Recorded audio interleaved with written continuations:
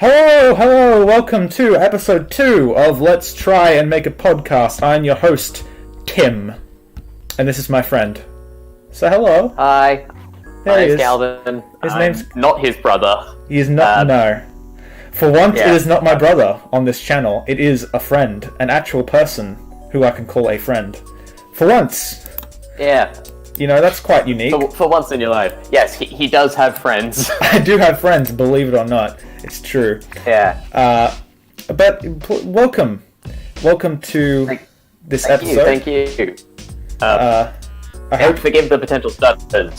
It's alright. Everyone's nervous the first time, and technically I've only done this for 2 episodes. So, you know what? I'm not a perfect either. But welcome to the podcast. No.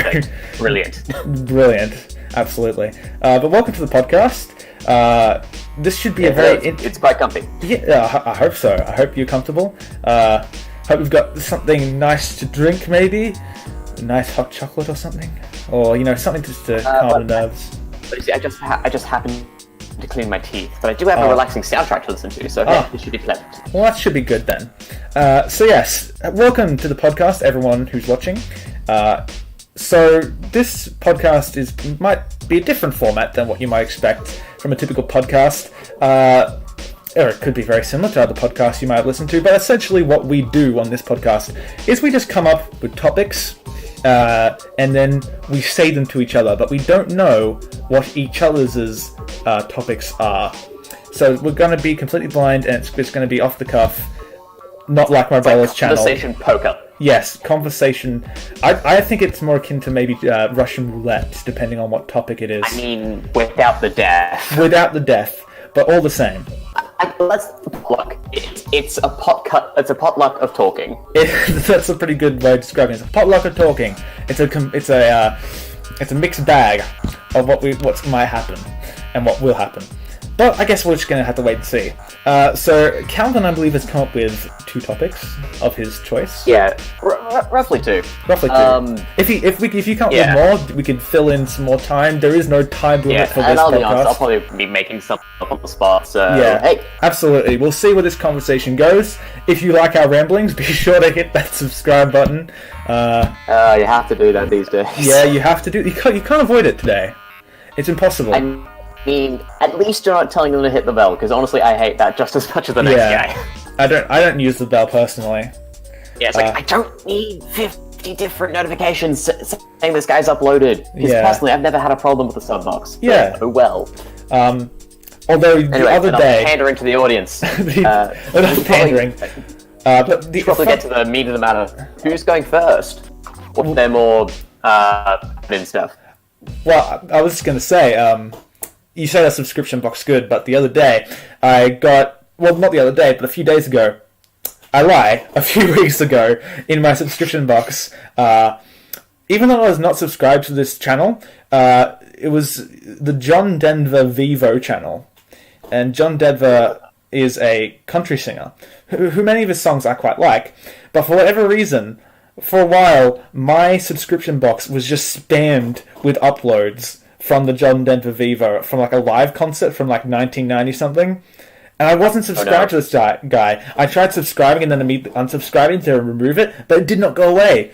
It was just in my subscription box the entire time. It was like, no, you like country now. Deal with it. I mean, the thing is, I do like some country singers like John Denver, but it's not like a genre that I would listen to. I wouldn't like go hunting for it, you know what I mean? Yeah. But yes, we are going to decide who is going to go first in the topic roulette. That is the official name now. Yeah, like we have a board. One of us brought a marble, which is really tough because it's all digital. So yeah, you can't see it because what you're seeing is a screen with just like our profile pictures on it and a title. Tim, what? They have eyes. I think I know what they're looking at. Oh, well, do they? I mean, lesson 1 of entertainment: don't like mock your audience. Oh, I'm not mocking. This is a note for myself to remember to put it in the video. Carry on. Yeah. Just to make sure I don't forget, I need to put the overlay on the video so it isn't just a black screen the entire time. But since my topics, I feel, are a lot less rounded, and by that I mean they are just the topic with just that's it that I follow up in 2 seconds. They're probably not going to be that great, but Calvin's had a lot more time to think about it, so I say we start with one of his topics. How do you feel about that? Okay. Wow, way to throw me in the deep end. Yeah, I'm just like a little child. I'm just throwing you into the deep end of the pool and just saying, "Swim, you little shit." Just fucking swim. It's like it's time for me to leave the nest, and I shuffle up slowly, and you kick me out. Yeah, I just kick you out the door. Alright, so Calvin, it doesn't have to be in the order that you've written them, it could be any topic that you want to start with. So, what topic are we starting with today on this second episode? I'll start with the one that potentially has lesser amounts to talk about. I feel that's a good start. That's a good idea. Like, if people don't want to hang around. We'll ease into it. First topic I have. Now, as a surprise to literally no one, you make YouTube videos. Occasionally. And what may be a surprise, occasionally. I've dabbled in it in the past, but, I've since scrubbed those from the internet because they were awful. Oh. So we both have a little experience in the field, and we both consume a lot. So my topic is, if you could make one video, or like one type of video, and have it be like really good edited and whatnot, what would it be? Okay, that's an interesting idea. Well, first of all, I don't think it would, for me personally, it wouldn't be a Let's Play. Probably. Oh, yeah. But what type of Let's Play do you mean? Because nowadays it's kind of been divided. Like, there are two types these days. What are two types of Let's Play? You've got, like, I don't want to name names, but you've got your half an hour burst, play a game once, into a face cam, that kind of stuff. Mm-hmm. And then you've got 100 episodes, hit every leap and bound, really make it your project. Like, it goes over the course of, like, a few months or something. The whole game, start to finish, find everything you can. Showing off a game you love, and showing off a game you found. Yeah, like two that I can think of on the top of my head. Like, the first one might be someone like Markiplier or Jacksepticeye. Like, no offense to Mark, because, I'll be honest, I like the guy. He definitely falls into the category, hey, here's a game I found. Like, Wow, and then you got people. The entire bar on my fucking mixer just went red when you screamed. Thank you. You did well, my Padawan. Yeah. But yeah, it would probably be someone like Checker Conroy or Proton John, people like that. That, or there's a guy, I haven't really watched him, but there's a guy called, I don't know how to pronounce his name, it's like Koskia, and he does like old, like PC games, particularly like the Ultima series and Baldur's Gate and things like that. And they go on for like, each episode is like 20, 30 minutes long, and then he has like 130 something episodes in his like Ultima 7 series. And he knows the game really well, as far as from what I've seen. Oh, yeah. Like, he is very in tune with what's going on. And in that respect, that's a Let's Play that I can like. Because even though I have watched a lot of, like, for example, I've watched a lot of Game Grumps clips, I haven't really sat down and watched a full series, because Aaron annoys the fuck out of me with the way he plays his games. I'm sorry, I'm just gonna say it. Like, he's always, like, blaming things on the game for his own, like, incompetence. Oh dear. And it's like that with I think we all know someone like that. Yeah, and I feel it's like that, though, with a lot of Let's Players, to be fair to Aaron. It is like that with, like, lots of players. Especially if you go in blind. Yeah. Because while it can be appealing to a blind run, some games are not built for blind runs. Yeah. But what I mean by, like, there's lots of Let's Players like that, it's like we've always had a moment, especially if you watch a lot of Let's Plays, where someone who is generally pretty okay is missing something right in front of their face, and they go, what am I supposed to do? And you're like, it's right there! I believe it's known as see, again, is it a blind run? Because that makes a huge difference. But I mean, it's something on screen, like on the HUD, is what I'm talking about. That sort of thing. That's a good point, I suppose. There was like, because I was thinking that's go on. You go. It's alright, you go. We are masters of the podcast. I was going something. Verbal collisions everywhere. Watch out for the shrapnel. A similar issue is when people have played it before and they're suddenly trash at it. Oh god, like something like this colloquially known as player's curse or something. The minute you hit that record button, you are the worst player on the planet. Yeah, it's like that with like lots of things. It's like as soon as it's for real. That's it. Yeah, like it doesn't have to be recording. Like the moment like anyone's watching you, you just suck. Yeah. And the second it's provable, nope, not happening. Yeah, exactly. But yeah, there's like one... To bring it back to Game Grunts again, sorry. There's like one famous clip of Aaron playing Wind Waker, and in it, Oh no. he's like, "How do I just drop the pot? I don't want to throw it."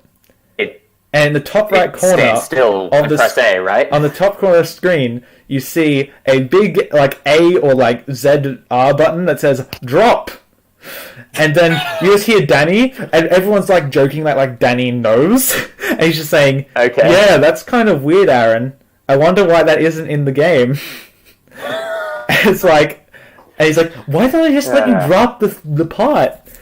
And At least they can make light of it. Yeah. Although I do realise this has gone onto a topic about the Game Grunts and not about the original topic. Yeah, so sorry.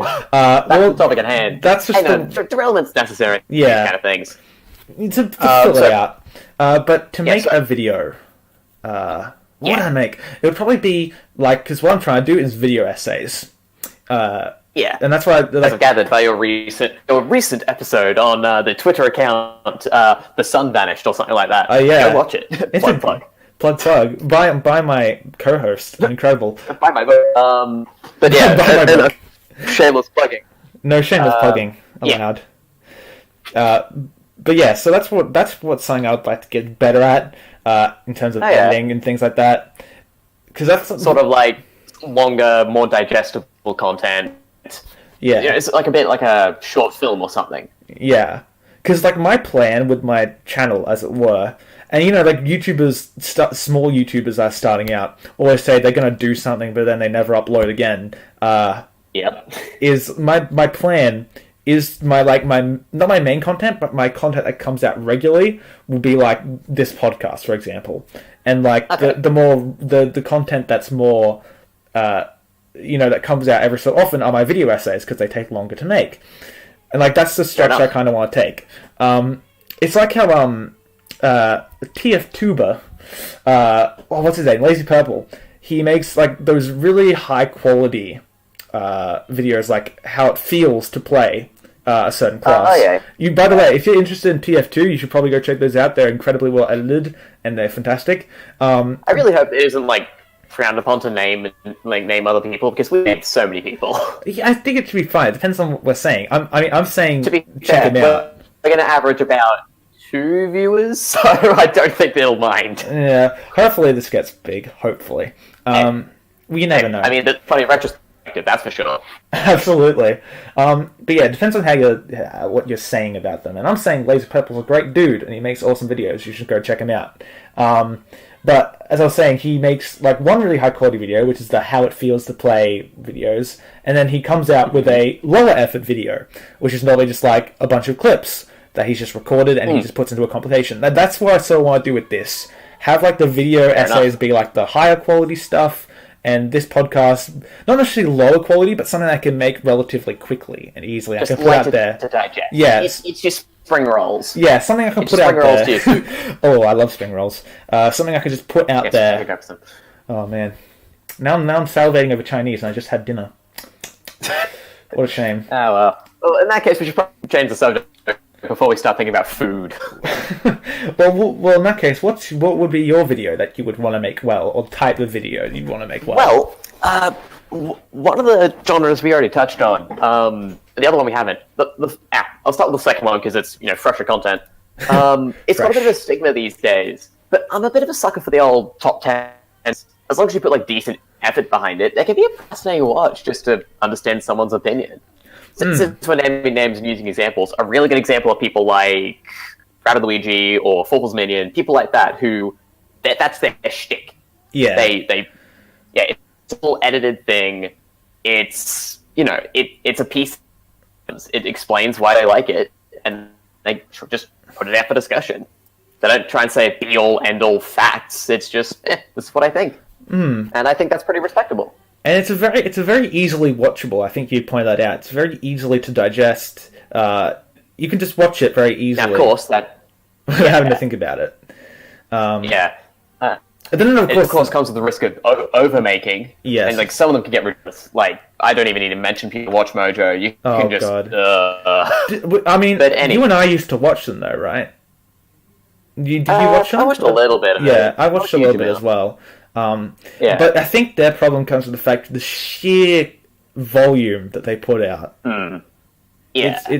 That's just like obviously going to lower the quality dramatically if you have to put out. And don't get me wrong, they're like in terms of like technical quality of the videos, they're pretty high quality, but yeah, the actual content of the top 10 is really bad, or just like not very good. It's also very easy to come across pretentious. Like one channel I used to really love was Screw Attack, especially their top 10 series, most of the early ones. They had this really nice habit of not explaining their points. And if anyone said anything different, they just shut down, like, nah, we're right. Like, they tried to do it as a joke, but it just came across as harsh. Yeah. Like, some of their entries were just, next number. And it just, I want to hear the reason. Give me the reason. Yeah. Oh, well, just my 2 cents. Yeah. Well, that's what we want on today's podcast. But yeah, with Screw Attack... I was going to say, with Screw Attack... Oh, yeah, sure. For me, I sort of, like... I really didn't start to like them, even though it's kind of petty. The reason is because of their what are they called?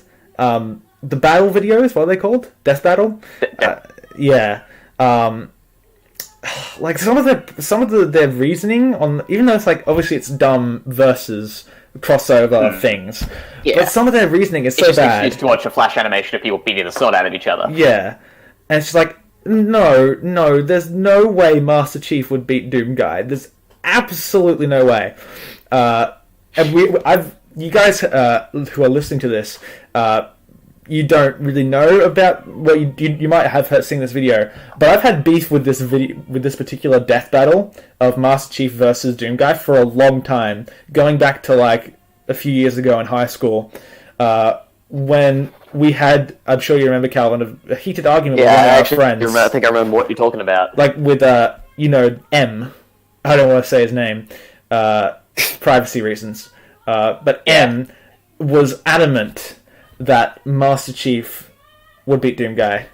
And I was like... But at that point, it just comes down to the old schoolyard debate. Yeah. Like, of course the character that they're going to like more, they think they'd win. I mean, they've never really had a crossover, so... Yeah. But I mean, in terms of sheer power, though, in terms of, like, sheer power, Doom Guy would beat Master Chief. See, here's the thing. I haven't played either series, so I can't comment. But yeah. I don't know. But that's not the idea. Topic at hand. Yes, what was your other type of video? Topic at hand. My second topic was one we already mentioned. Those like longer style Let's Plays. You know, you pick a game, play through it, point out all the details, that kind of stuff. Yeah. I think that's really genuine. You're saying, hey, it's like a Saturday morning cartoon, except it's a guy playing a video game that he likes. And talk about that, I just think it's really nice. It's just, sit down, let's play a game together, and I'll tell you about it. If you stay around to listen, well, that's grand. Yeah. I think, like, the main thing... Yeah, because those are probably the more enjoyable types of Let's Plays to watch, I reckon. Yeah, and to be honest, I personally disagree with calling those facecam videos Let's Plays, because they're really not. Why? It's more of a... call it pedantic, but I prefer to call those gameplay videos. That's all they are. Well, I mean, why do you say that? What's like the difference to you? What like distinguishes it? See, this is a real nitpicky thing, and you're about to for all the time you're about to discover I can get real nitpicky at times. So bear with me. Let's Playing was a term that was coined by those longer life series. Like I don't exactly remember who coined it, but I know for a fact it was for one of those. Yeah. Hang on one second. Right. I'm just like hearing a lot of scuffle outside, which isn't helpful to the recording. Bloody hell. Sorry a few viewers at home. Obviously, I don't have the best setup to record. But as you were saying, carry on. We will fix it in post. Oh, I wish. I probably can't. Hopefully, it didn't pick up that loudly. But anyway, as you were saying. Yeah. Oh God, what was I saying? The origins of Let's Play and whatnot. Because it used to be a thing. You would look up Let's Play, and you'd find series of games played all the way through with people who knew what they were talking about. Oh, okay. Well, if that's the case, if you like those sorts of places, now that I'm thinking about it, have you heard of the LP archive? I've heard of it around, and I know where to. Because those like if I want to find that content, I can find it. Yeah. It's just a bit like almost patronizing to hear people like Mark use the term "Let's Plays" because they're not. They really aren't. I get. I mean, it depends. I mean, for me, actually, it'd be more the Let's Play is like the Markiplier. We keep bringing up Markiplier. I'm sorry, dude, but he's just most people know him. Yeah. He's the guy with the pink mustache who screams a lot. That's fair. That's pretty fair, accurate. But yeah, I would describe his videos more Let's Play, whereas like the ones where they know what they're doing is almost more of a walkthrough, because they're able to walk through the game easily. You know what I mean? Yeah, I see the same point, and I'll be honest, I've seen several people who just chop and change between Let's Plays and walkthrough. Yeah. And again, it's a thing that applies to me and me only, but... I think it depends on how you perceive it. Because in my mind, it's always a series, like, Let's Play is a series. Yeah. It's like, hey, let's play Super Mario Sunshine, Episode 3, title.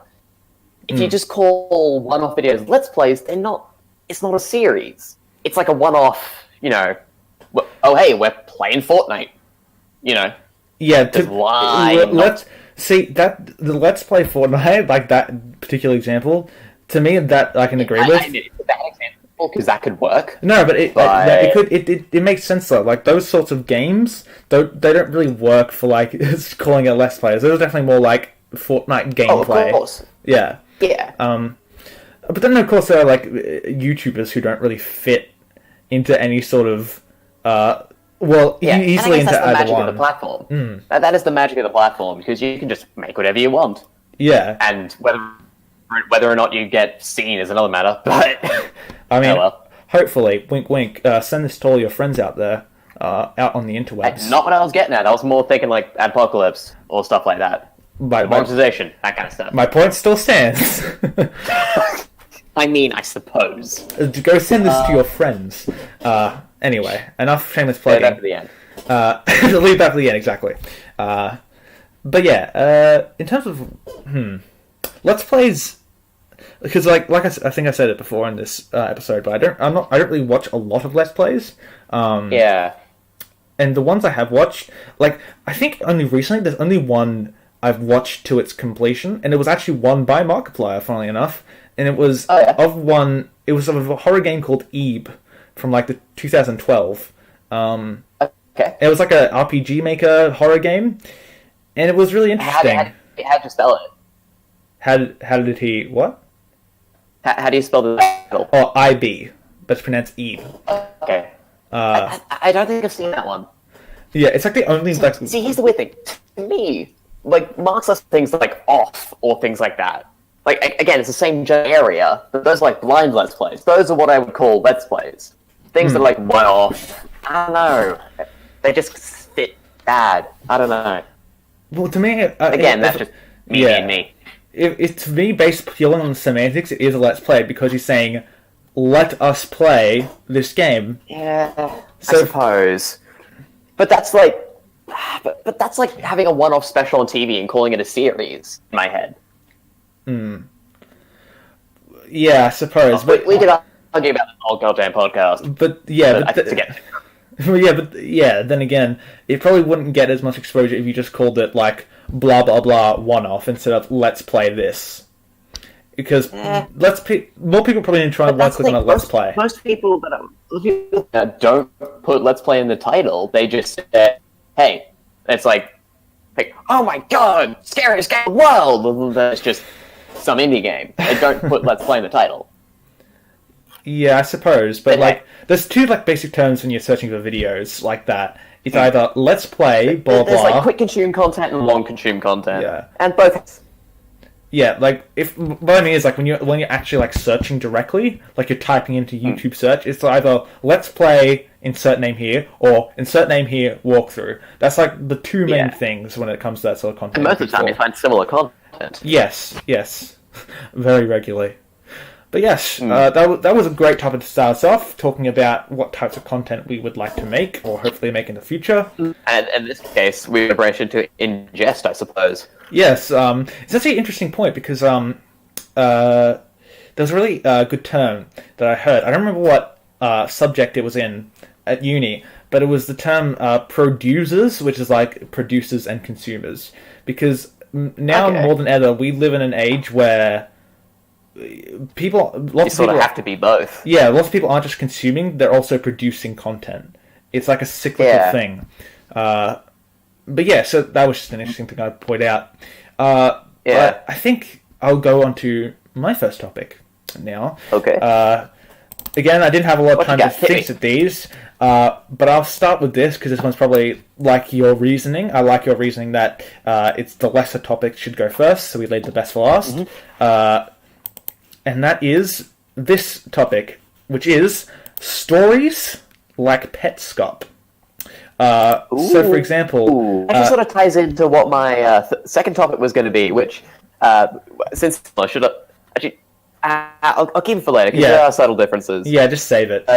Stories like Petscop, which, for those who don't know, Petscop was like a YouTube series, up to 15 episodes. It's the best thing I can describe it is modern creepypasta. Modern, really good, short. Not quite horror, but at the same time horror. It's hard to describe. It's creepy and atmospheric. I think is the best way to describe it. If you want my personal recommendation, just before we say anything else about Petscop, go and watch it now. Yes, we'll wait. Find out how videos work.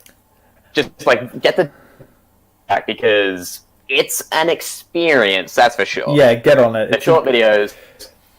It's a good time. It's extremely well made. Petscop for me is one of those series that comes along every once in a while, once in a blue moon.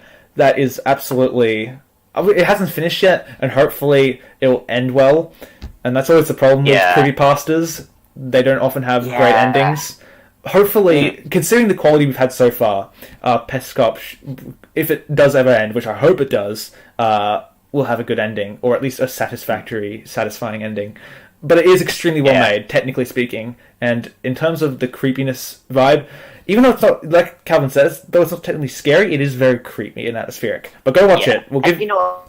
This is pretty much what my second topic was going to be, so I'm going to bring it up here. What makes good horror?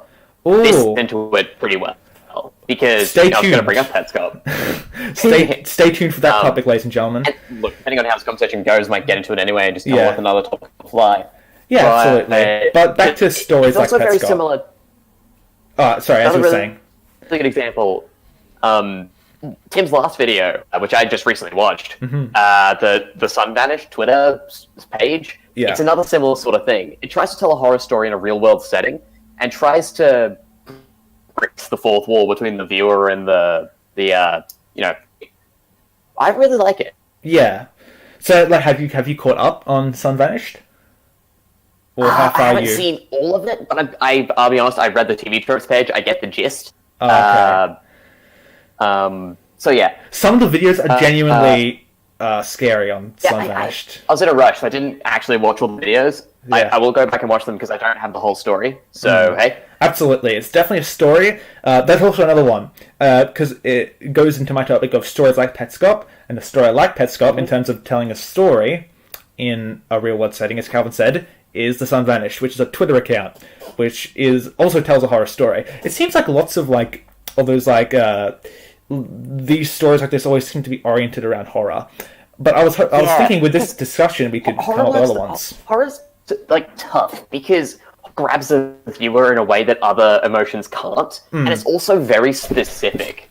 Like horror doesn't grab everyone. It's easy to scare someone, but to actually horrify someone is really challenging. Yeah, and if you've managed to horror, they're gonna come back for more.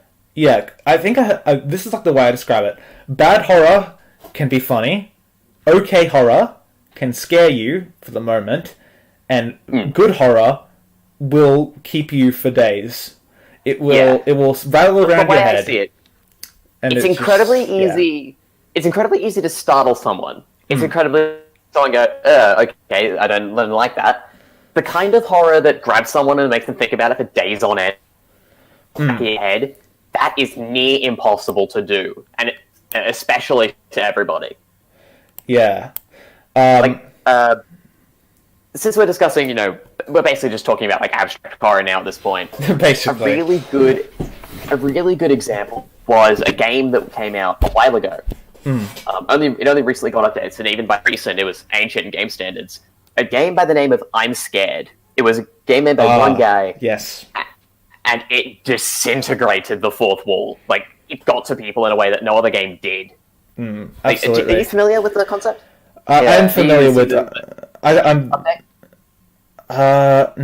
but I am familiar with I'm Scared and what it does to your computer, to a certain extent. For those who don't, I'm Scared was basically...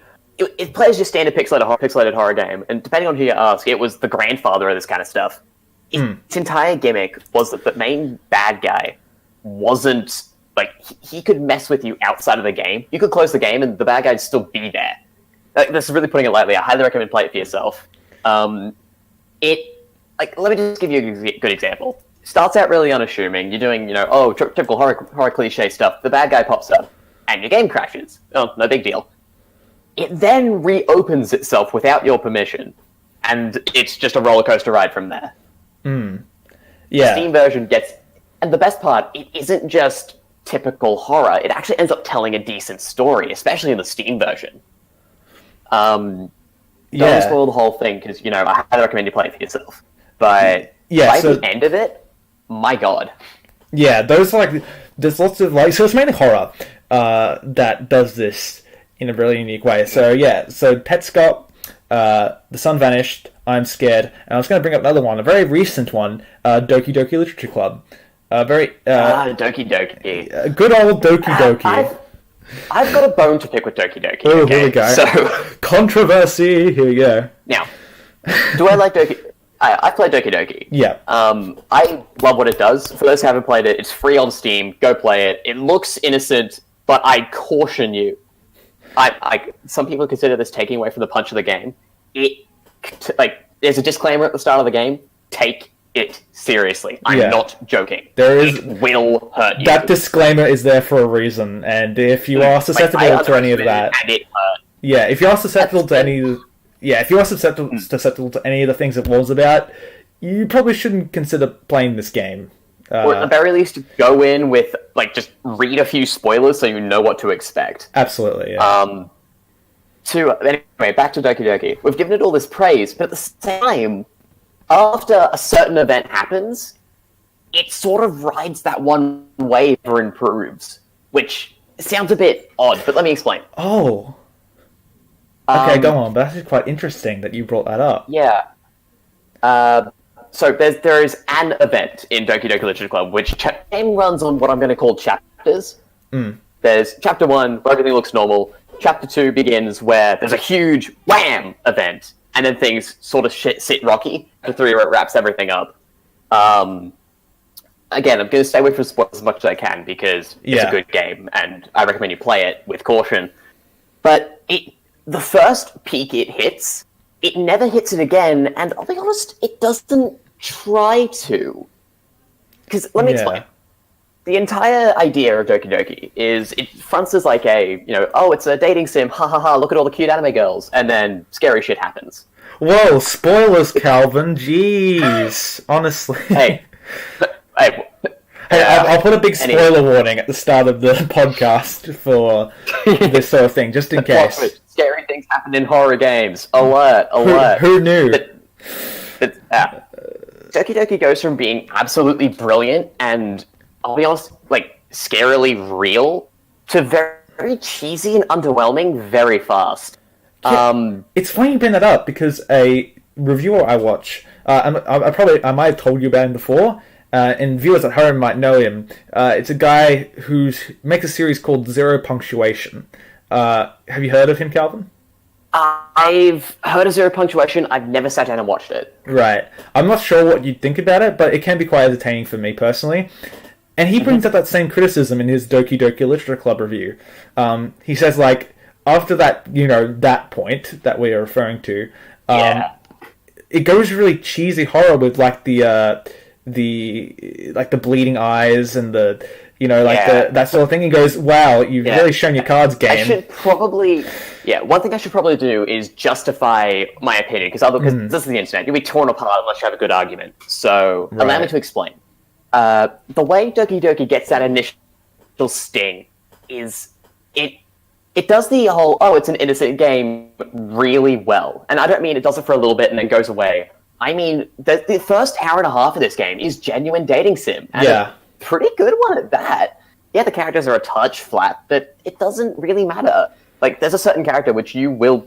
The game basically makes you like, and for certain people, especially if you're one of the ones that shouldn't be playing this game, it'll mean something to you. And when the sting happens, that's why it hurts so much.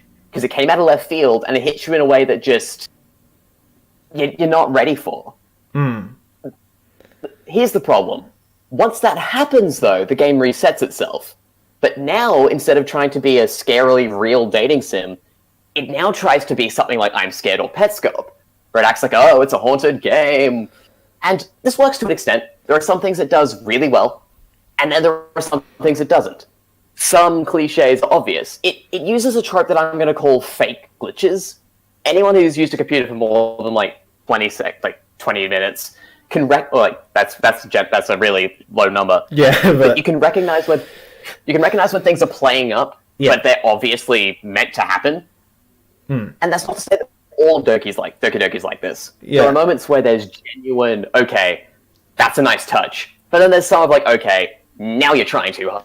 Yeah, and there's great examples. Really good. I was going to say, there's also great examples of it in other games. One of the ones that I can think of, unfortunately did get spoiled for me. So spoil for Batman Arkham Asylum. If you haven't played it, you should. There is a particular moment in Batman Arkham Asylum where the villain, the Scarecrow's gas, affects you so much that it makes it look like your game has crashed. And the game resets, and then it starts playing the opening cutscene again. But now things aren't quite right. And that's one of the best examples I've seen of that. Yeah, it does it well because you're not expecting it. Yeah. Once Doki Doki Stinger happens, you're expecting it, and suddenly it doesn't hurt you as much. Which sounds really weird. But my biggest complaint with Doki Doki is actually how the ending happens. So, massive spoilers here. I'm talking huge. Massive. And to get my point across, I have to say more spoilery stuff. So, Tim, maybe put timestamps on screen and stuff, time to jump to, more editing work. Yeah. But, hey. I'll just put a massive spoiler tag at the start of the video. Yeah. Yeah. At the very climax of the game, a character is driven insane, and they end up killing themselves. This, here's the thing. Actually, hang on. Before you say that, what I'm going to say is, block your ears, and then I'll flash something on screen to let you know when the spoilers are over. And then, that's what I was suggesting. When I first mentioned timestamps, then put them up. I won't put a timestamp, but I'll just flash something on screen to let you know that the spoilers are over. But yeah, go on. So, since we're in spoiler territory, I'll start naming names. Into that too, Yuri, who's one of the characters in the game, is driven fully insane by the closest thing the game has to a main bad guy, and kills herself. This is huge. Now, again, because this is meant to be it's a thing sim, but no, there's murder. Problem first. This has happened before. Yeah. This isn't the first time in this game someone offs themselves. The first sting to is another character in the game, Sayori, who it came out of completely left field, and it was a scarily real depiction of depression. It wasn't out of left field. It happens, but at the same time as it being a shock, it's not unexpected. It hits you in a way that feels very relatable. I don't want to go into detail, but it hits a bone. Yeah. To that point, the game treats itself more like a parody. At the rest of the game, up to this point, after the first sting, it's obvious that shit's going to happen. there are obvious hints, bleeding stuff, knives. Like, it stops taking itself seriously in an attempt to be taken more seriously. Yeah, like, as I was saying, it like gets into like cheesy horror territory, and it sort of loses some of its punch. And again, some of it is great. Like, the subtle things, like, there's one cutscene that goes on for a while, which we've witnessed before, because as I said, the game repeats itself, where the game's audio starts increasing in pitch ever so slightly. Like, it's so minor. But then it just jumps back to normal, and you notice it. That's brilliant. And another scene where, like, the camera ever so slowly rotates, you don't notice it till it fixes itself. That's brilliant. Then you got things where, like, text boxes garble or characters appear on the wrong sprite layer. And it's so obvious. It's like, guys, come on. But I think that can be done well, though. Like, it can be done well. To bring up an example, Undertale.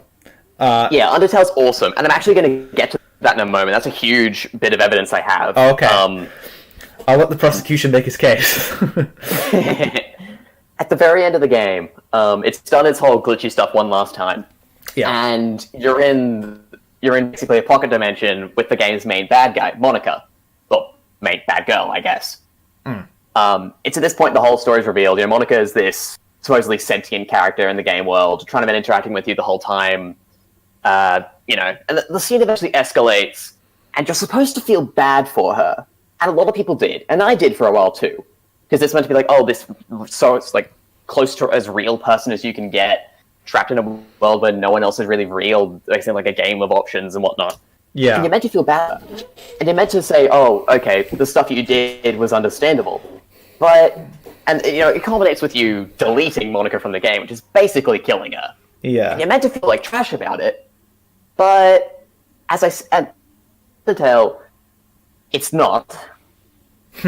A brilliant, spoilers for Undertale as well, so keep this in the spoiler bubble. Spoilers!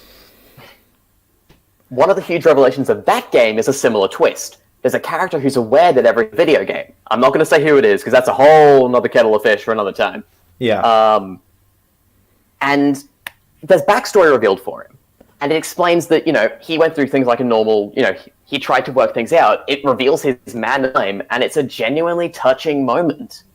Monica, however, comes out of left field, makes it very clear that this is the first time any of this has happened. So her, like, let's murder everyone and not just talk to the player. Yeah. You reveal pretty quickly that Monica isn't mentally stable, even if even if everything she's had to deal with.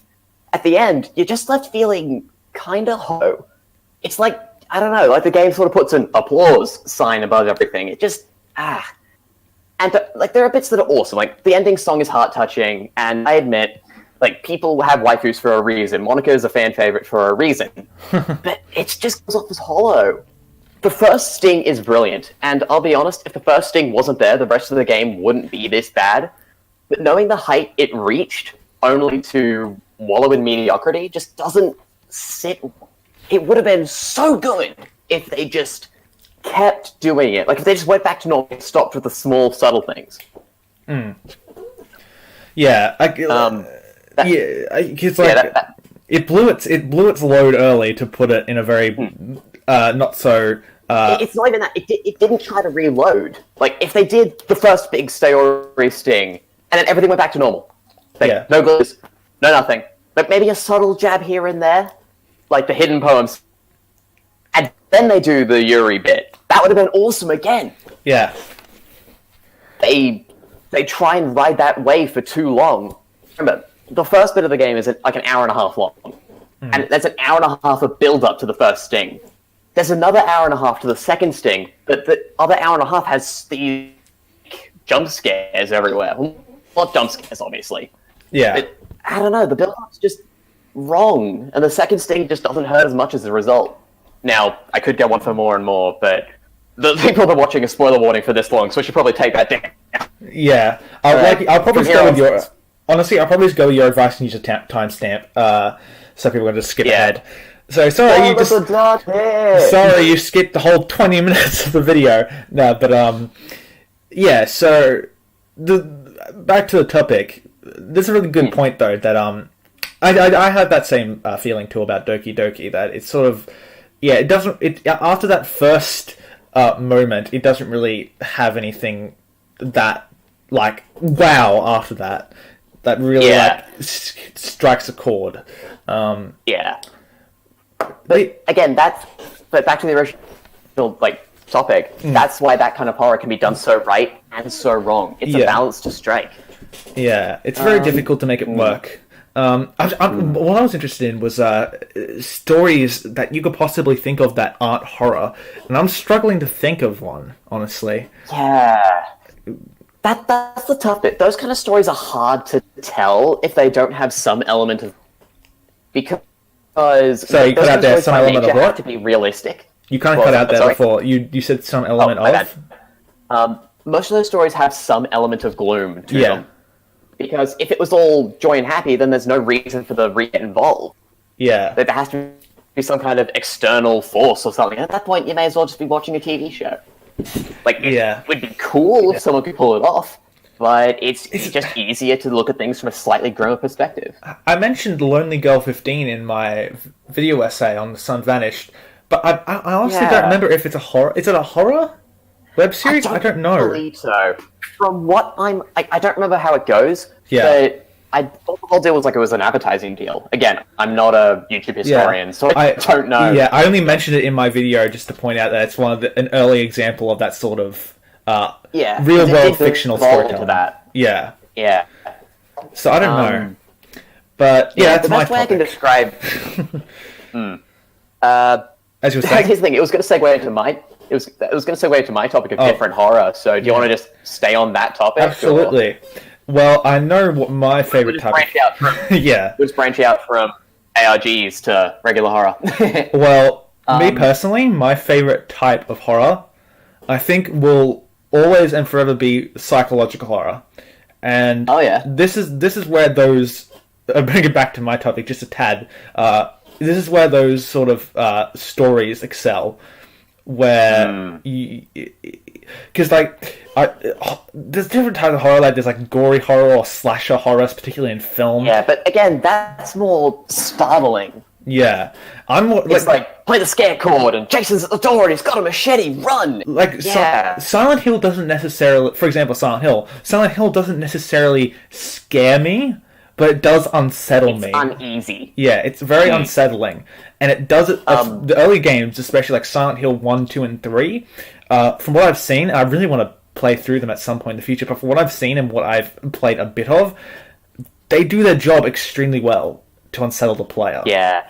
Build-up is incredibly important in any sort of horror. Absolutely. One thing I was going to bring up... confession time. I've always been a bit of like scaredy cat as a kid. Like, I'm still a kid now. Oh, me too. Don't worry. Me too. Yeah, but like to the point where most things scared me. Horror in non-suspecting environments is a brilliantly dangerous tool, and I'll explain what I mean. In non what environments? Sorry. In environments that aren't meant to be horrifying. If that makes any sense. A brilliant example is like Super Mario 64. Places like the endless stairs, places like the eel in Die Die Docks when you're a really young kid. The piano. I never went to that level to start with. Fair but that kind of that's where that sort of horror stems from, if you ask me, because those places are wrong. I don't care who you ask. Those sort of scenes are just wrong. Like you look at it as like we have gone from Mario to this. Yeah, there's been a change. Yeah, those aren't the... it's not where it should be. I'm sorry, I'm speaking over you. It's alright, I was gonna say, it's like not where it should be, and it's like, what's happened? It's like those, it's like video game Easter eggs that are like creepy. Yeah. Which are awesome, by the way. Which are awesome. Now, am I saying that the endless stairs are scary? No, it just tells the player that there's something wrong. And that's what that sort of psychological horror tries to harvest. And you can get it so right, but you can get it so wrong. And that's why it's such a fine line. Yeah, it's like it's fear of confusion and like fear of the unknown. Like fear of confusion because this is not where it should be, and fear of the unknown because you have no idea what's happening next. Good example, a game that isn't technically horror, but Subnautica. Subnautica harvests this in spades. Yes. Subnautica, and I'm gonna lose all of my credit points. Minecraft. That game, to this day, scares me sometimes. Yeah, Minecraft can be scary, which I know can be a bit of a like, what is Minecraft scary? Yeah. But it can be, I agree. Because none of this, because the game isn't trying to, because like everyone who's played Minecraft had this experience. It's your first night, you barely got anything, there are noises outside, you don't know what they are, or worse, you know what they are, and you're just praying to God that that's some organic experience that isn't forced upon you. Yeah, okay, the game can jump scare you sometimes, but that's because of random chance. It didn't try to. That's what makes it so scary. Yeah, that comes back to... I still remember my first night. I'm still terrified of Minecraft spiders. Oh, God. Just because of my first night. Yeah. Was that site me talking over you? Or? No, I was just going to say that what you're saying about that sort of thing, it all fits into this umbrella of psychological horror, which I love. Because it gets into your brain. Because we talked about this before earlier in the episode when we were talking about like jump scares. Jump scares can be done well, obviously, like any type of horror or any storytelling device. But to me, they can be overused more than anything else in horror, and they can get really boring very quick. Maybe second only to excess gore. Yeah, I'd say that's probably jump scares would probably be first. Interchangeable. Yeah, it's basically a tie. But for me, on most days, jump scares would be like the most overused horror thing. I read a really good comparison to get you to scream is like tickling to get you to laugh. Like, yeah, you'll do it, but it doesn't make you a good comedian or storyteller. Sorry, you kind of like cut out a bit. Was it like? Oh, sorry. Yeah. The comparison was like if a horror writer using a jump scare is like a comedian tickling you. Yeah. Okay. Yeah, you'll get the correct response, but that doesn't make them good at what they do. It wasn't really obtained genuinely. Yeah, but don't get me wrong. Good, well-placed jump scares can be incredible. Yeah. I'm going to lose even more credit here. Like, I'm going to lose so much credit. Oh, God. Five Nights at Freddy's. Now, cue the knives, cue the guns, but... And I'm saying the entire series as a whole is best horror of ever. Not really. But the first time you play it, the very first jump scare you get is terrifying. Yeah. Because it builds the atmosphere so well. The best way I can describe it, FNAF 1 did it the best. You're alone. There's nothing you can do. Most of the game is waiting. And again, it's just that. There's waiting. There's nothing you do. But you know what to do when they get there. But you just have to wait for it. So the air builds. When it finally does happen, all the build-up happens at once, and it's absolutely... Yeah, I think also with FNAF, particularly the first one, from a game designer's perspective, the jump scare feels like your fault. Do you know what I mean? Yeah. It feels because you've messed up. Everything is preventable. Yeah. You just have to be good enough. Yeah. So when the jump scare isn't what's meant to scare you. Yeah. It's just the punishment for losing. Yeah. Exactly. You make the mistake of not closing the doors, not checking your cameras properly, or something to that effect, and because of that, you pay the price. Yeah. Whereas other jump scares in other games can just like have the creature teleport in front of you and grab you. Invisible border. He's a zombie. Yeah, and that's not clever or well made. But there's a good distinction I want to make. Right. You mentioned that it's in your control. Yeah. FNAF does something also else brilliant. When it's not in your control. And I don't mean, just cross the line, zombies. I'm not sure if you know this. FNAF 2, in particular, had an Easter egg. A set of Easter eggs that were completely random chance. And they were crazy low.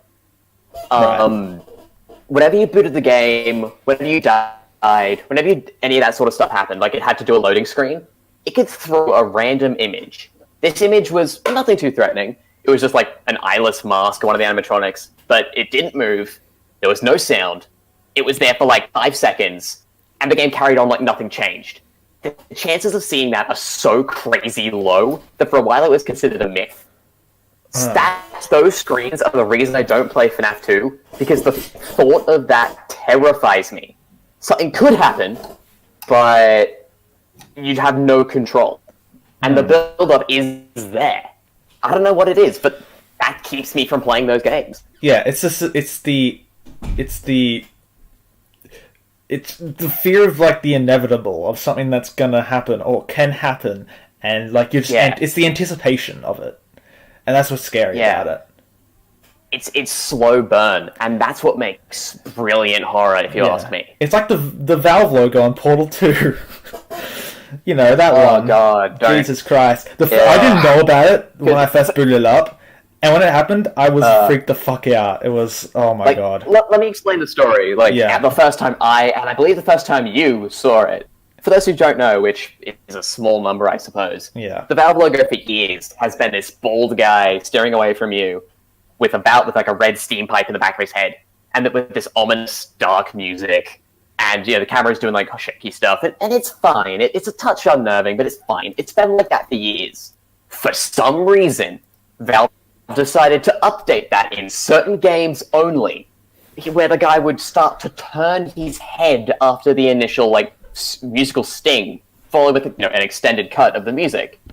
It's so subtle, but my god, does it work! The first time I saw it, me and Tim were actually in the same place. I was showing him the first time, and it happened. And he actually asked me, has this happened before? And I said no, and we smashed every button on my keyboard trying to get this off my screen, even though it was harmless and had no impact on the gameplay. It was something so subtle, but so perfect. Yeah, it happens every time you boot up Portal 2. So I always have to mash by it every single time the logo comes up. And the reason, it happens every time, but this is after 4 or 5 years of it never happening. So, fuck you, Gaben. Fuck you, Valve. But yeah, what are we talking about? Oh yeah, stories like Petscop. We talked about that considerably, I reckon. We talked about horror. We changed to the other subject. Yeah, we talked about a bit of horror. Your topic. Want to go to a different subject entirely? Well, do you have your other topic? Do you have any other topics? Honestly, that was going to be it. I can try and ad-lib one. Well, I do have one topic left in my list. I'll see what you think of it. And this will be pertinent to you, I think, as a future, hopefully, game designer or programmer. Oh yeah, by the way, I make games in my spare time. Yeah, he does that. Cool guy. Play my stuff. Play his stuff. Plug. Maybe if I sweet talk to him, there'll be a link in the description. I don't know. Yeah. Or maybe he'll punch me. I don't know. If only I could do so virtually, but unfortunately, that is not possible. What, the punching or the linking? The punching and the linking. So, my final topic, because we've almost hit an hour, which is pretty long. But the final topic is your dream game.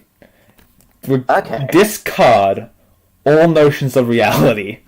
Discard all notions of budget, of time span, of just being the technology being able to make this game, right? Nice. Disregard all that. I can do that. I do that on a daily basis. Yes. What is your dream game? I feel like. Right. And by the way, you don't have to make it if you made by another company you like. It just has to be a game that you really want to see. You've opened the door more. Yeah. Okay. I'm going to answer both your questions. Right. So, my personal game I'd make, and a game I want to see another company make. Okay. I just want to say quickly, do you want to go first? Because I could talk for the rest of It's alright, I'll need to think about what I would do. Although I have a kind of good idea. Alright, I'll start with the other companies because I don't have as much on that. Yeah. When we think of video game remakes, we think of remastering the classics. We think of old titans reborn to a modern era. We think of Crash Bandicoot Insane. We think of Spyro Reignited. We think of that kind of stuff. But what if it was the reverse? What if remakes were made to perfect old mistakes? Take a concept that exists and make perfect, realize its potential.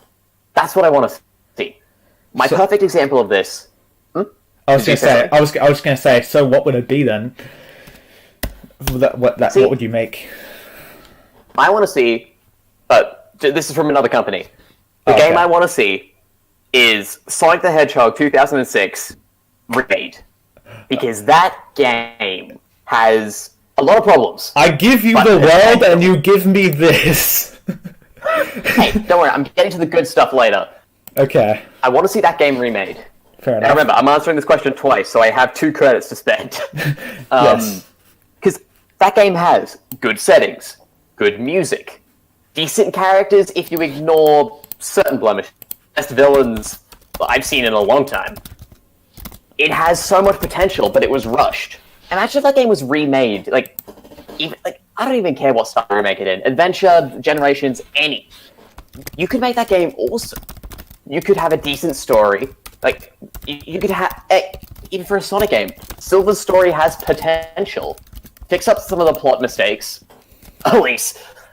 And you have a decent game here. Yeah. That entire scene can just exit. What were they thinking? But this game had potential. And again, losing all credibility. But between the soundtrack, the settings, the plot, and there's moments where that game could be good. Yeah. But it isn't. And it hurts me every day. Every day. But yeah, I could see that. A good Sonic 2006. Yeah. It's not what I would pick, the but... is it would never be made, because it would never be fun. Yeah. Let alone bought. No, it'd never be fun, and it would never be bought, but we can only dream. So what would be the dream game that you would make? The dream game I would make? On a gameplay level, imagine a mixture of Bayonetta / Devil May Cry with something like Okami or Far Cry. An open-world, combo-based RPG. Sounds crazy, but hear me out. It'd be the type of game where movement would be fluid. Getting around would be a joy. You have this huge open world to explore, and combat is easy to flick into. There's no sheathing of your weapons or pulling them back up. It's just hit a different button. Everything in the game is doable with a simple-ish moveset. You have 2 buttons for a button for jump, run, heavy attack, light attack. Getting around would be, again, simple. How do I best explain this next bit? RPG elements would be complex enough to give, actually feel like you're doing something, but light enough to not alienate those who are scared by big numbers, which is a weird way to put it, but I'm one of those people. Sort of not quite Skyrim, but definitely not Xenoblade. The type of game where repeated use of your equipment or what you have is rewarded. Your character gets better at what they do by doing it. Cast fire a lot, get better fire stuff. But unlike other games have tried this, like Final Fantasy II, for instance. But excuse me, stuff in my throat. It would be in a way that it's complemented. Say for example, you use a bunch of fire spells, your fire skill levels up, but your magic in general levels up. So healing would get a buff along with that. Oh, okay. So it would work in a way. It'd be simplified a little. I could imagine there'd be 3 major not trees. They're areas, I guess. Melee, magic, and movement. The more you do of those, the better those get. And they would complement each other. Got really good ice magic, and you're up against a lake or something, freeze the lake and just dash across it. Or even underwater sections in general. Make an air bubble and sink to the bottom, or just have really good water controls. That kind of stuff. I want movement to be intuitive, fun, and something that is just, I don't know, just something that would be pleasant to do and could flow seamlessly into combat. Which, again, sounds like a wild jump, but I feel it could be doable if you do it right. Yeah. Which is kind of funny, because that's a bit like what my dream game that I would make, or would want to see made, would be. Well, the same level, Tim. So I'll give you an idea. I've written a few notes in the time that you've been talking on what my dream game would be. So I might waffle a bit. But yeah, I've been thinking... Hey, don't worry, I did a lot. I've been thinking about this game for a bit. And not just today, just for a while. As something that I would dream and would go... Oh, if only one day. It never happens. It would never happen. But, okay, so my dream game, it would be a game called The Courier. Now, bear with me. Bear with me. I sound kind of like a boring title. Bear with me, and I have but one request. You bear with me when I go with story. Because, boy, do I have story details. Okay. So, what The Courier would be? It would be an open world-ish. I say open world-ish because it would be much smaller than a typical open world. But in the small open world, it would have a lot more denser detail. And would have a lot more things going on in it. So, think quality over quantity, in other words. And in it, you play as the courier, and the courier's main role in this world is to deliver things. Deliver things, but he also could act as a sort of he could do different jobs for people, like be a vigilante, or he could stop some sort of crime from taking place. So just a mobile hired hand. Yeah, think like a freelance badass essentially. But I love it. And he typically like delivers things, and people put him like particularly like crime bosses and things like that put him down when he delivers things to them. He's like, "You're just a courier. You only deliver things. What do you know how to do?" But really, he's actually he has crazy powers. Of course he does. Of course he does, which I'll get into in a bit. So quests can appear also dynamically. I just call them quests. It could be missions or whatever. So, for example, you could be walking down the street, and you're just like going to a next mission, and all of a sudden, you hear sirens, and you see this sports car fly past, right? Police cars trailing afterwards. You take out your phone, and you get a broadcast over your phone, or some sort of news broadcast saying that some guy's getting away with the jewels. We need to stop him. And it's like, oh god, do I help? And if you're a good guy, you start to chase after it, and you're like, okay, I screwed my current quest. I'm going to stop this. And at the end, you get a special reward. I'm not sure what that reward would be, but I'm just saying you'll be rewarded for doing these sort of quests in the world. Okay, I like the idea. So kind of like the old Spider-Man games. Kind of like Spider-Man, yeah, but I like a lot more dynamic and a lot more varied. Spider-Man means... Yeah. Like a lot more... Okay. Because Spider-Man 2 was great to a certain extent, but Spider-Man 2 and a lot of the Spider-Man games that came to those street crimes and things like that got really old very quick because they didn't have a lot of selection. Of yeah, I know what you mean. Just like an enhanced version of it. Yeah, it'd be a lot more dynamic, a lot more different. Like, for example... Yeah, like for example, in Skyrim, one of my favorite quests, or rather one of my favorite quest entries, is where you find a book about the legend of the Red Eagle, about this incredible warrior. The quest that everyone gets by accident. Yeah, the incredible warrior who is... It'd be a lot more advanced than this, but it's just an example. The legend of the Red Eagle, you find his book, you read it, you go to his tomb, defeat the evil... Well, not the evil, but the ghost of Red Eagle and claim his awesome blade. That's cool. And it happens dynamically within the world. And the quests, and not all the quests, but a lot of the quests in this game would be like that. Just like subtle environmental clues. Like I said, like Breath of the Wild in a way. Like things point to this, kind of like Korok quests, but less. And less 100 of them. Sort of. Like, for example, you'd be walking, like, you're just literally rolling down the street. When you turn the camera around and you look in the back alley and there's a body, and you go, "What's that body?" And you go, "Oh my god!" And you run over to the body and you search the body and you find something on this person that leads you to blah blah blah, and you go on a quest to figure out who murdered this guy. Like that sort of storytelling. Fair enough. The next point that makes a lot of sense. Yeah. The next point, when you're talking about like that combo based combat, like that sort of thing. Mine would still be like that. It's rhythm-based real-time combat. To give you an idea, you would think something along the lines of audio surf in a brawler. But it happened.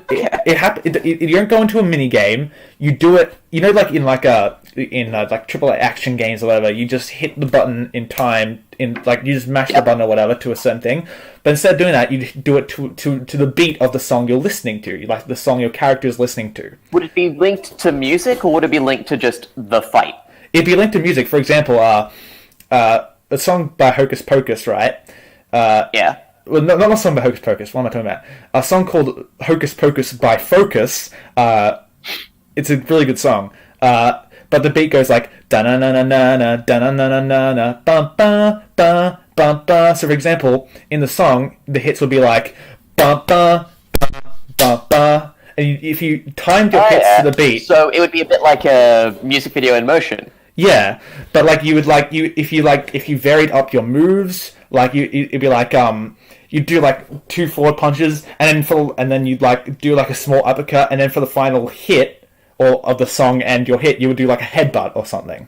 Maybe you could like customize your combo tracks or something. Yeah, like so if you follow the bass line, you get like kicks or something. Yeah, like if you follow the melody, you get like light attacks that are rapid and fast, like beats are critical hits or something like that. Yeah, like my point is, you could if you because this ties into a point I later have, which is enemies become smarter if you continually repeat the same takedown tactics. So fair enough. If you for example in Skyrim, if you can just sneak around and shoot everyone with a bow, right? But I heard something. Yeah. Must have been a bird who's walked away. Oh no, Jim's dead! Oh yeah, it wouldn't be like that. So if think of like do you know? Are you aware of like the Mr. Freeze fight in Arkham City, Batman Arkham City? Yes. It would be like that, but it'd be for like enemies. So it would encourage you and basically force the player to have to vary up their moves and use more of their skill set of the character instead of just using like the silent takedown or whatever. Strong attack. Yeah, instead of just going up behind enemies, you use silent takedown, for example. At some point, if you repeatedly use the silent takedown, your character will go up behind what appears to be like a normal guard, and it is a normal guard, but when you do it, there's like a sort of mini in-game cutscene, if that makes sense. It only lasts a few seconds, but the guy turns around when you're about to take him down. He grabs you and he pushes you away, and he says, "We're not falling for that one again," or something to that effect, and then an alarm goes up. So there's a decent amount of like AI learning or something, or even if it's just like a fighting game stale system, but with more flair. Yeah, so like if you repeatedly use the same tactics, like in the Mr. Freeze fight, if you use one tactic against him, he's like, "Well, I'm not going to fall for that one again." He starts to cover up the things that would allow you to do those things. But in my game, it would be so he wouldn't say like, "Well, I'm not going to fall for that one again, Batman." You're in the game like, "Wow, this is so easy. I'm just using the silent takedown." But then the guy turns around and goes, out of the blue, "Yeah, yeah," and then he flips you over and he pins you to the ground and he's like, "Intruder alert! We won't fall for that one again." To like really push it home to the player that you can't just use the same tactics over and over again. Yeah. Instead of just saying, no points, it's just, no, you lost health. Yeah. That'll teach you. And now the alarm of the base is up or whatever. And you fucked up. But that's, imagine it, just like, me just taking a look here. I imagine it wouldn't be just stealth in general. Like, different stealth takedowns might work. It would be for, if you repeatedly use like one move, or like one specific tactic, like just like using the strong attack button or light attack repeatedly without varying up your moves, the game will punish you for it. And it will be lightly at first, but if you continue to use the same thing, it will be very difficult for you just to keep reusing it. Which is not to say that move is completely locked out of the game now. It just means there's a cooldown to it. Yeah, there's a cooldown, like an quote-unquote invisible cooldown, and you just have to use other moves. And so it's encouraging the player to vary up their skill set, because there's lots of games, like big open-world games or big RPGs, where after a while you just find that one tactic that works, and you just repeatedly use it. I want to try and avoid that in this game. And I get you, that's a very desirable idea, because nothing's worse than saying, "Oh, this game's broken now. I know how to beat it." Obviously that'd be very difficult to make, but this is the dream game. Oh, of course. As someone who's dabbled in game dev, not to crush your dreams, but some of that stuff sounds like Yeah, I'm talking, but hopefully, in the near future, technology will and game development will evolve to a point where that could be a possibility. I guess we're just going to wait and see. Maybe someone's just that motivated to make your idea. Hopefully, hey guys, if, the game devs in the future John Carmack, if you're listening to this, I don't mean like the future. For free. I don't mean the future John Carmack in just John Carmack in the future. I mean like the people who will be like the John Carmacks of the future. If you're listening to this, please make my game. I will buy it. On the other hand, though, don't make mine because I want to make it myself. That's fair. Eventually. My last 2 points for my game. Sorry to waffle on a bit, but my last 2 points. Oh no, don't worry. I'm going to waffle on that mine after you're done. So. They're pretty basic. The last 2 points is the main thing is modding capability and an editor to really. And I don't mean just like, oh, I can make a room with enemies in it. No, I mean like proper scripting things and stuff like that. Like it can be as complex or as simple as you want. So you can make really complex like overhauls with brand new characters and like maps and things like that, or it could just be you make a simple quest within the currently existing world that's just like kill these dudes. It could be and it'd be like you could obviously just, and that's in the game and you can just use it. It wouldn't say, and then you can just install mods easily. And the last thing, it relates to the gameplay in a sense. It would be customization and body mods. So, for example, things that allow your character to customization in the sense that, one, yes, you can have a very nice looking jacket, but also body mods in the sense where you can adjust your stats. So you could make your character jump higher, you can make your character have the ability to, I don't know, walk across water. I don't know. Just like crazy things like that. And obviously, the more insane they get, the harder they get to unlock or obtain. And I really hope, like, by the end of the game, like, you've beaten the final boss, they give you the really crazy ones. Yeah. Like infinite double jumps. Like the idea, like, at the end of the game, you beat the game. If you beat the game without like 100%, you get a cool ability. If you beat the game 100%, you just unlock dev mode basically, and you just you just get to go to town on the world. But yeah, that's essentially the dream game for me. The courier. Funnily enough, that was a pretty good segue because one of the notes I was going to make, well, not a main one. You know how you mentioned like reward players who go that extra mile. I really love when developers put like concept stuff into the game, like debug stuff. So absolutely, just a feature I want, and probably something that isn't exclusive to the Dream game, but just something I want in general. Have the ability to tinker with stuff that could have been, like disable saving, like make tweaks to make it sure that nothing terrible can happen, but let the player have some fun. Like sure, there's a debug sword that does like 500 damage. We'll let them play with it because they've earned it. Or, hey, let's turn on a bunch of crazy stats, or let's let them edit their stats. Yeah, that kind of stuff. That's what I was saying with like my game. It was like, just unlock dev mode if you beat the game 100%. You've earned it, buddy. Yeah. And now, another thing I want to mention, which is for all games, not just the Dream game I want to make. Yeah. Make it feel like it's yours. And this is a weird thing to grasp. I've struggled to find the words to explain it for a while. When you play a game, or at least when I play a game, and you can see bits of who made it in it, if that makes any sense. If you play a game that was head-directed by Miyamoto, you can usually tell. If you play a game that was made by Toby Fox, you can usually tell. Yeah. I want to not just ignore that, but cultivate it a little. Like, say, beat the game 100%, and there's a cutscene of, like, I don't know, like, a script that I wrote saying, like, hey, thank you so much, like, what'd you think? That kind of stuff. Make it obvious that, the dev isn't just the dev, he's a guy, he's me, he's someone telling the story. It's like, hey, let's talk a bit. You sat down, you paid money, you had a time, you stayed long enough to do this. Thank you. Oh, that kind of reminds me of a game where, like, at the end, if you do something in particular, you go to like a secret room where it's like a party with the devs. I don't remember what game it was, but it's like you get to talk to the devs. Chrono Trigger.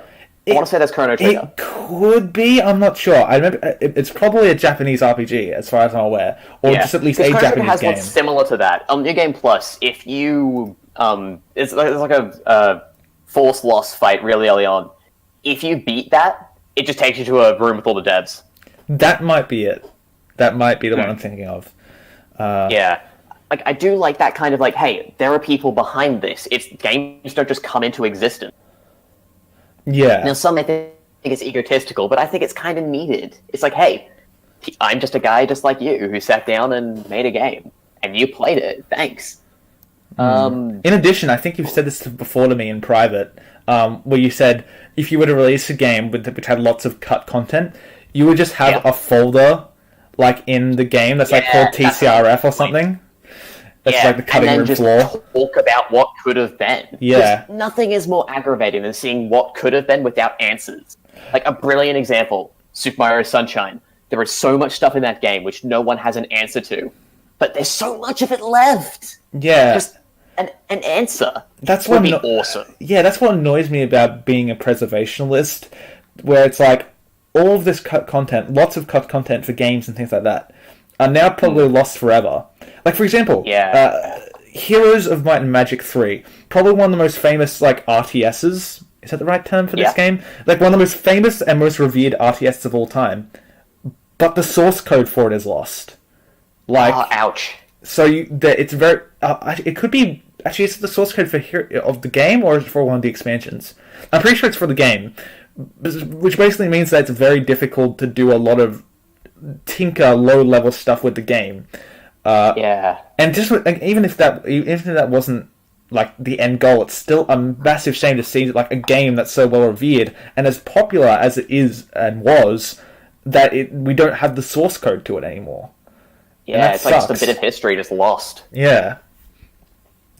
What else was I going to say? Back to the things I've put in the Dream game specifically. We're familiar with the concept of New Game Plus, and I'll be honest, I'm not a fan. Yeah. Like, I get the idea, but a lot of games just sort of slap a New Game Plus on and say, hey, spend 16 more hours. No thanks. Yeah. I want to see like New Game Plus, but taken a little bit differently. I got two ideas in my head. Either light mode, like a comedy mode, where the game characters know, okay, come on, let's have a joke at this. You know, things aren't lampshaded. They're thrown out. It's like, look, yes. What's a good example? Say you're coming up to like a massive dungeon or something, and like one of the characters says, "Hey, it's obvious that what's going to be inside is like, oh look, another giant, scary, cobweb-filled cabin. Yeah. I hope there's candy or just something to just poke fun of the situation." And it's like if the bad guys like in the like supposedly dramatic moments, like maybe someone tries to take it seriously, and the bad guy's like, you know what's about to happen. We've seen this before. Let's get to the part where I kill you, and the fight starts or something. Obviously, those are badly written responses, but my second idea, which I think a lot of games could benefit from, a new game minus. Ooh. In my head, this is like a speedrunner mode. Like instead of like, let's take what's a good example? Let's take something like Xenoblade.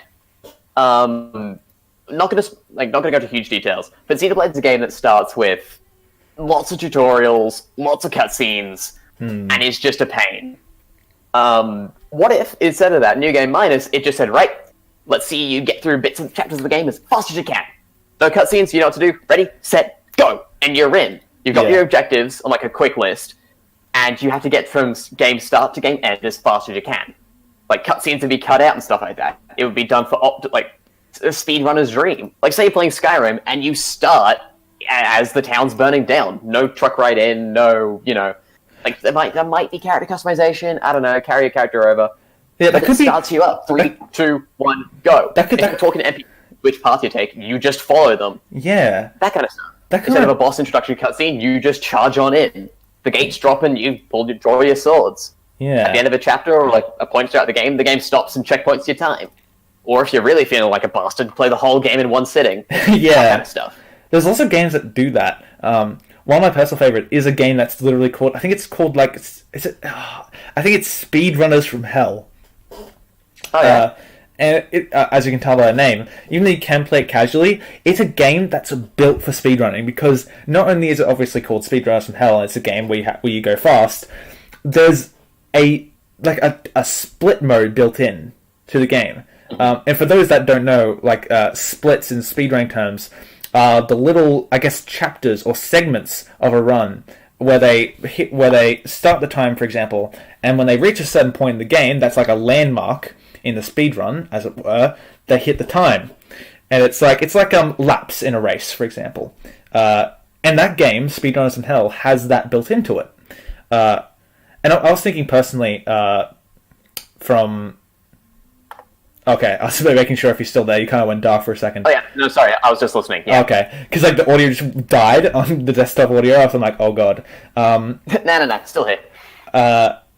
For a game that I would be making, for example, for that game, I would have if there was an awesome bug in version 1.0, for example, that was really good to speedrunning, I would still update the game. But for example, on the Steam betas or beta tab, I'd be version 1.0 speedrunner edition or something like that, where it's you could downgrade to try and roll it into the debug features you were talking about, punch in a secret code or something. It's hey, you unlocked speedrun mode. All those glitches that you remember are still here. Yeah, something like that. That'd be kind of cool. Although it'd be kind of... I like the idea of a lot of us have seen speedruns where you break games like Ocarina of Time in half.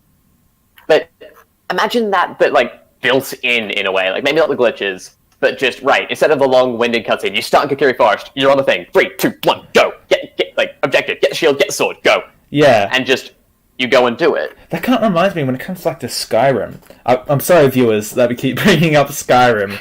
Well, I shouldn't really say... What can I say?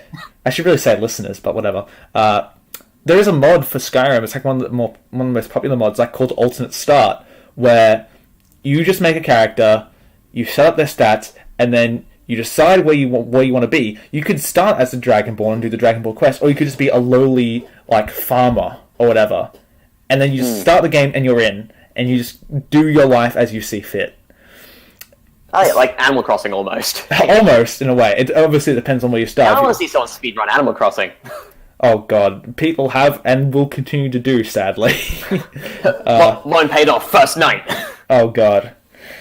24 hours in, I paid off my loans. I paid off my debt.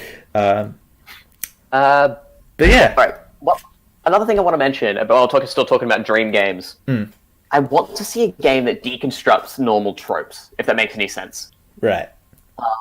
Going into the plot of the game, almost, which could change a lot, so I don't really care about talking about it. It starts out as something real cliched. It's going to start with your classic, oh no, people are trapped in a virtual world, Yeah. But here's how I want it to play out. I want that to be an actual element of the story, not like some other occurrences where they just conveniently forget. An example I want, it's going to start really tacky. It's going to start forces of darkness, blah, blah, blah, blah. As the game goes on, it starts to be obvious that things aren't quite as they seem. Yeah. A huge mechanic of the game is that every person in the game is going to have a role. Everyone's fill out a form or been scanned or something. Their likes, dislikes, what they want to see, what they want to play is taken into the game and converted into the final product. And this has issues. For example, people want a genuine challenge. Well, okay, now the bad guy's a threat, and you can't leave. Oh shit. Or, for instance, the bad guys look that way because that's what we perceive bad guys to look like. But then you have to ask questions like, okay, well, what if there was a guy who looked like that but wasn't the bad guy? Or what if the guy we perceive as all light and holy is actually pulling the strings from behind the scenes? What happens if we give... You're kind of describing... I was going to say, you're kind of describing the plot of Wicked to an extent. Where it's really? It's sort of... Well, yeah, because the whole point of Wicked is the Wicked Witch was placed as the Wicked Witch because of what the quote-unquote... Well, some of the quote-unquote good people perceived of her. She was I see what you mean. But because I don't have it fully fleshed out, this is going to sound like a bit of a throwaway line, but that's not quite what I'm going for. Right. One of the things I want to have... there's going to be, like, your standard, your party of heroes, where there's no quite distinct main character. But halfway through the story, one of them, oh no, he got lost or he got killed or something. Oh no, well, what a shame. It'll play itself seriously. Yeah. But later on, like significantly later on, you notice that there's, one of the bad guys that isn't quite acting like a bad guy, like trying to help out or, whatnot. And it becomes, through tropes, you're thinking, okay, well, this is probably the guy we're looking for. But the big good in the world says, no, he's clearly a bad guy, and you guys sort of have to listen to me. I forbid it. Don't talk to this guy. And you're stuck in this thing. Do you listen to this guy, which could very easily be lying, or do you listen to the perceived good? What do you do? Plays with tropes in a way that, if they're applied in a realistic situation, you can't just trope your way out of every situation. That'd be interesting to see a game that plays with tropes in that way. Yeah, like one scene I really want to have is that the main bad guy starts out really threatening Dark Lord, and he's so you kind of cut out guys. There just a bit. Oh, sorry.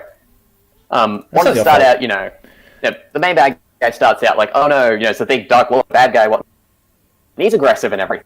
But once that whole character segregation happens, because plot twist, the guy's not dead. Yeah. Him and the bad guy meet up, and it starts out like a, hey, you know who I am, come on, let's fight. But then it's like, I don't have a reason to. Nothing in the game is telling me I have to fight you. And frankly, you don't have a reason to fight me anymore. I have no quarrel with you. In fact, I'm going to try and help you. Oh, but you're probably not going to listen to me because you still think I'm a bad guy. That kind of stuff. Yeah. And again, I've explained it quite poorly. No, I get what you mean. I like that. I like the idea of playing with what people expect and using it against them. Like, yeah, if you've heard monster sightings and there's a dark cave, obviously you think there's a guy in there. But what if it's not a bad guy? That kind of stuff. What if the treasure chest isn't filled with treasure? That kind of stuff. Okay. Again, it's a weird concept to not see unless you see it in practice, but hope to make it one day.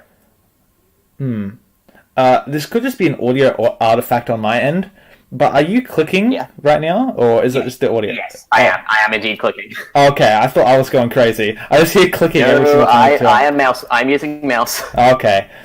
I was just freaking out. I'm like, why can't I just hear a mouse clicking every time he talks? No, that would be because there's a mouse clicking. Okay, but it was almost like I guess in rhythm with what you were saying. So I thought it was like some weird audio artifact. No. But we have hit just over 1 hour and 30 minutes. Good movie length podcast.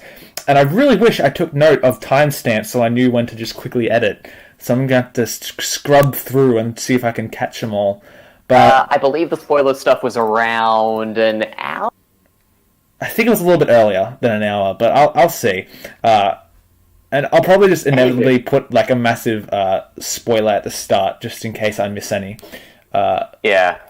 But I think unless you have anything else you want to say, not really. That about covers most.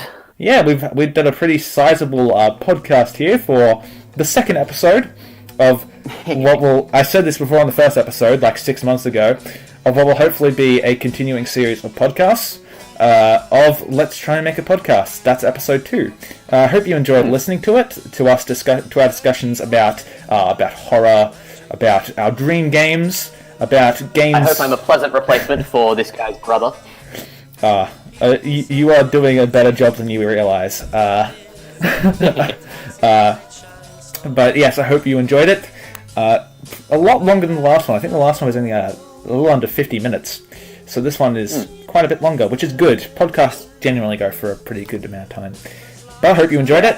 I hope you enjoyed it recording it with me. Not a problem. And I hope we continue to do so in the future. So with that being said, Calvin, do you have any closing words before we round out the episode? I don't know how Tim feels about plugs, but play my game. If you can find it. It's called, I'll say it, it's called, you're talking about Larvis, right? Or yeah.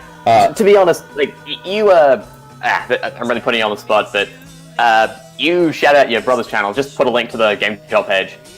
Hopefully it's in the description. Yeah, I will. Isn't it on itch.io, isn't it? Yeah. Yeah. Anyway, I'll link to it. There'll be a link somewhere not. I'll put a link to my brother's. You can find my brother's channel on the sidebar on my own channel, and the link to Calvin's game will be in the description of this video of this podcast. If he doesn't murder me, I won't. I promise. And if I forget, I'll just add it later once you remind me. I promise I won't be annoyed about it. That really does wrap up this episode. Thank you very much for watching, and we hope to see you later. Goodbye! bye!